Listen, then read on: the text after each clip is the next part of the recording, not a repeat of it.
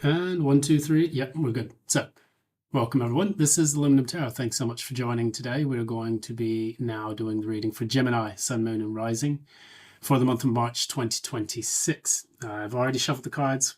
This gives me more time to ramble and banter and chat up with you all and just try to see exactly what the cards are trying to say for this particular month. And coming out of the absolute slog of celestial things that we had to deal with, we are now entering into the year of the Fire Horse, which took place on February 17th. We're now into March, and we're slowly coming up into Aries season, which it hallmarks the beginning of the astrological year for many people. So like Aries is kind of like the springtime where everything comes back and everything's happy and we can be all adventurous and exciting and stuff. For me specifically, I'm getting my wheels ready on the motorbike because I got a lot of touring I want to do this year.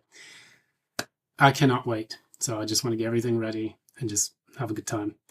Anyways, so that said, we're looking into your life as you have just left the year of the snake, getting into the year of the fire horse. So this will give you a little bit more of excitement, a little bit more oomph, a lot of things taking place, and kind of like holding yourself by the seat of your trousers and trying to make sure that you have the what it takes to deal with the breakneck speed of everything that's coming in. So, order of the day is, as always, if you like what you see here, please be sure to give a like, share, subscribe, ding the notification bell so you don't miss any updates from future postings. Feel free to leave some quid, renminbi, dollars, whatnot in the PayPal link in the description box below. And it's a pleasure to have you here. So let's get on with it. Gemini, your card has come out for the central energy. This is the Seven of Swords in the reverse. This is about kind of dealing with guilt or shame or certain things that you've had to face. Sometimes secrets come out which are not so pleasant when they do come out. Or maybe it's a day of reckoning in which you actually have found out that, you've been doing things behind the scenes, or other persons or people have been doing things behind the scenes. The reason why I say that is because the challenge for this is the devil in the upright. The challenge is facing all of the toxic fears, the insecurities, the doubts, the shadow self that normally permeates a lot of people when they are they're faced with the things they don't want to look at within themselves or within other people. And oftentimes, this is the thing that creates the guilt and shame. So when you are in the Seven of Swords in the reverse, these things are coming out. And the challenge is being able to face the devil and understand how he is shining that light. I can't show all the stuff because boobs are present. Thank you, YouTube, for your infantile, approach to censorship. But with the devil has a torch shining the light below them to show, like, hey, you guys you're changing a bit. You're connected to this black box of Saturn, but this is a choice.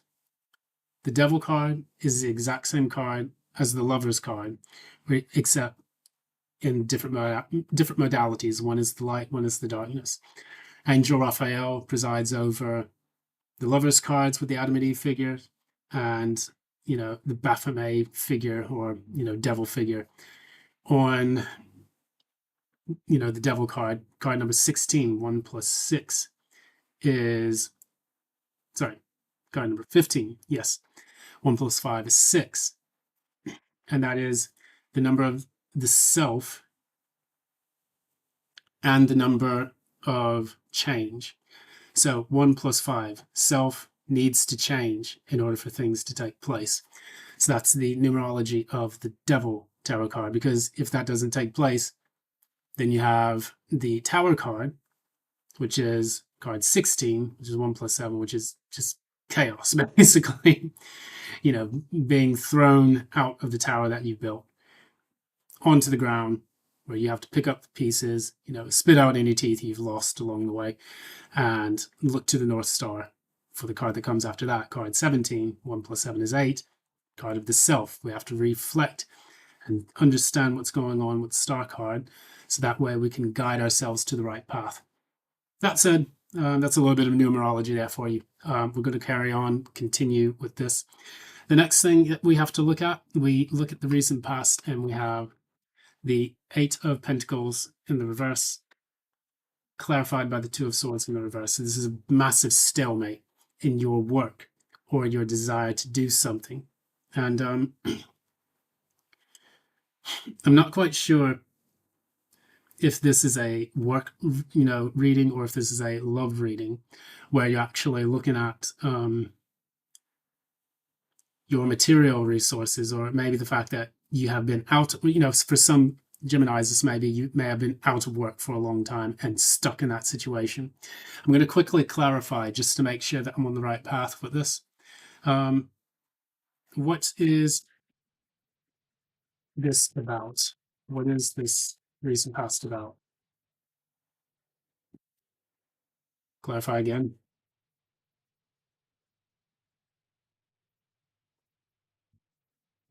Okay. So, something you had to let go of, but it's not quite sure what it is. I'm going to assume it's financial related, money related. You may have lost a bit of money. You may have lost a job. You may have lost something that you felt really dear towards yourself. So it's the Four of Pentacles in the reverse, clarified by the Eight of Cups in the reverse as well. So it's all about a loss of something. So now you're feeling a bit idle and you're not really sure which direction to go. And that can be very paralyzing for the Gemini, because they need constant stimulation. They need to think, they need to use their mind and their brains in order to figure out problems, solve problems, have fun, do certain things that, regenerate the, Gemini mind, the Gemini self, in essence. It's a very cerebral energy. However, with this, it typically shows that has come to a grinding halt. And it may have come to a halt due to the fact that finances were a bit rough and rocky. Or maybe you're just feeling some people may just be feeling super lazy and unmotivated to work on things that they need to in order to move forward and make progress. However, we do see good news, kind of. In the near future, you have the Ace of Pentacles, and that is clarified by the Eight of Swords. Now I'm going to see exactly why the Eight of Swords is there. Clarify the Ace of Pentacles one more time. Queen of Cups. You could be feeling drained, honestly. So say, for example, this is a situation where a person lost their job, had to apply for new work. You get offered the job, but now you're not really feeling confident that you can take that job. Or perhaps you feel so drained from applying every day and getting shot down by bots and like HR Karens and shit like that, that you're just like, you know what, fuck it, I don't even want to deal with this. I will just go eat out of a fucking dumpster or bin and just let that tide me over until I get the energy back that I need. However, you don't want to do any of that, because bin food, I'm sure, is not going to be the tastiest. And additionally, you don't want to put yourself in a situation that compounds the pain and suffering of not having work. Now, clarifying what is in your current energy, your core energy, that is the Ten of Pentacles. Ten of Pentacles talks a lot about the wealth, the legacy, the things that you want. These are the things that you've set your eyes on.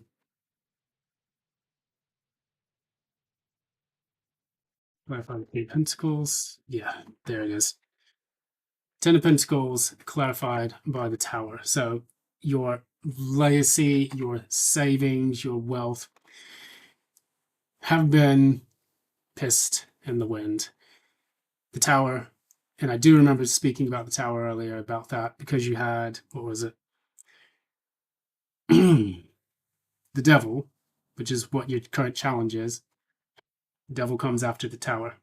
No, the Devil, after the Devil comes the Tower card. So you have 15 and you have 16. We don't have the star yet, so that's probably where you're trying to get to after that point. But clear understanding, whatever wealth, prosperity you thought, whatever you built up is now come crashing down, and it's very difficult for you to get out of that until the tower finishes burning. And, I'm getting flashing images of Glasgow in my mind. Yesterday there was a mass, or maybe yesterday or the evening before that, there was a massive fire in Glasgow Central Station, which has decimated that place. And it started in a vape shop that was nearby the historic building. Now, for the life of me, I don't understand who in the real estate, or the letting agency business thought it was a brilliant fucking idea to allow someone to open a vape shop in that part of Glasgow. Because if you have a grade 2 listed building and there's a fire that takes place next to it, because some idiot decides he wants to use a combustible lithium battery in one of his vapes, that then spreads to the shop. So it's like, what are you doing? This is history that's gone now, heritage that's been burnt to nothingness. And if you go to these kind of, railway stations, you see there's just wonderful things from the Victorian age or from the Georgian age, even sometimes further out. And it's a massive loss of a physical manifestation of heritage of a people, Scottish people especially, lowlanders even more so. And when that happens, that's what this represents. A tiny mistake or a series of mistakes can cost you everything. And so now they don't even know when they're going to be able to reopen the busiest hub in all of Scotland. Imagine if Grand Central Station in the United States was to just suddenly burst into flames and it's no more. Or if Schiphol Airport shuts down from a cyber attack, or some other crazy stuff, some of the big Dubai Airport. We've seen what happened with Dubai Airport because of the whole Iran, Israel situation in the United States. Because Israel and the United States thought it was a grand fucking idea to attack, one of the strongest, Muslim nations in the Middle East. They are now paying for that deal with oil prices and no access, limited to no access to the Strait of Hormuz. And additionally, they have run out of interceptors to, shoot down missiles that are headed their way. So they're now trying to call for a ceasefire so that they can rearm, which is not going to happen because now Iran's pissed and they're going to compound the pain and suffering that Israel and the United States feel from the aftermath of this war. Small mistakes cost you everything. And that's the energy I'm getting from this. What you kind of feel from this particular point in time now is you have the Page of Cups in the reverse, clarified by the King of Wands in the reverse. So it's almost like that mistake energy that you have. It's like you're not really feeling confident about the things that you've done. When the King of Wands is in the reverse, it's normally a lack of confidence or poor planning or kind of impulsivity or things of that nature. So that coupled with the Page of Cups in the reverse is like you're feeling kind of down about it. And you're not really sure if you made the right judgment calls in the recent past, which have now led to the situation that you're faced right now. Hopefully, with this Ace of Pentacles, you will be able to come out of that. You have to be confident and keep the faith that this is actually going to be a good, thing for you, that you will be able to take this and run with it and allow yourself to really enjoy the fruits of this new offering that's taken place. So I think you will, because what we have here at the end of all of this, you have the Six of Pentacles, you have the Five of Swords, and then you have the Emperor, which means that you're going to take whatever someone offers you with this Ace of Pentacles. It's going to be kind of that thing that pushes you out of the Five of Pentacles. So from the Five of Pentacles, you move to the Six and then to the Seven, where you can actually sit back and analyze what it is that you have taken in. And then on top of that, decide whether or not you're going to get back into this Eight of Pentacles energy, but this time keep it in the upright instead of being stuck in the reverse where you are unable to work. Once you get that handout, once you get that help, then you can move into an energy where you then step into boss mode. You then start to take control of your life, get into the Five of Swords energy, winning at all costs, working your ass off, saving your money, and then actually getting into a better situation, or getting past that relationship, getting yourself back out there, trying your best to try to make things work, and making some of yourself with the resources that you've got, which is all about the Magician card number 1 in the Major Arcana, which is all about taking your limited resources and using them to create something special, something amazing, like your magnum opus, which is going to be your great work. In order for that great work to take place, don't let the past hold you back. The South Node is where we are leaving in our past life, and we're moving into our North Node. So my North Node is in Cancer. My South Node is in Capricorn. In order for me to get the most out of life, I have to leave the realm of Capricorn, which is all about status and being seen in the public eye and having a bunch of wealth and materialism and all that. Being cold and not being emotionally expressive or restricted. The universe has now got me in North Node in Cancer, which is basically spilling your guts to everyone and being an emotional, well, not an emotional piece of, whatever, but getting in your feelings so that that can be a center part of your life, and for you to be able to go through those emotions in a mature manner, experience them, and then make sense of them, and then allow those to validate your existence rather than the externalities. Because North Node in Cancer, that means you're moving into a period where it's hidden and unseen, because Cancer is not in the public life. It represents the home life, whereas Capricorn's out in the public, it's in the industry and business and all of those things, and in your vocation. So that said, don't let the past hold you back from whatever you've experienced in the recent past, whether that was a job loss of a family, loss of something very important and dear to you. Move forward, take what you have been given, see it as a gift, and then press forward so that way the next phase of your life becomes what you want it to be. And so, let me see how long I've talked. Yeah, it's going to be about 17 minutes. I'm going to leave it at that. Thank you so very much for your time and attention. This has been for the sign of Capricorn, Sun, Moon, Rising, for the month of March 2026. And yeah, I've rambled enough. My brain is kaput at this particular moment. I'm going to go get some rest. Until next time, love and light. Best of luck to you.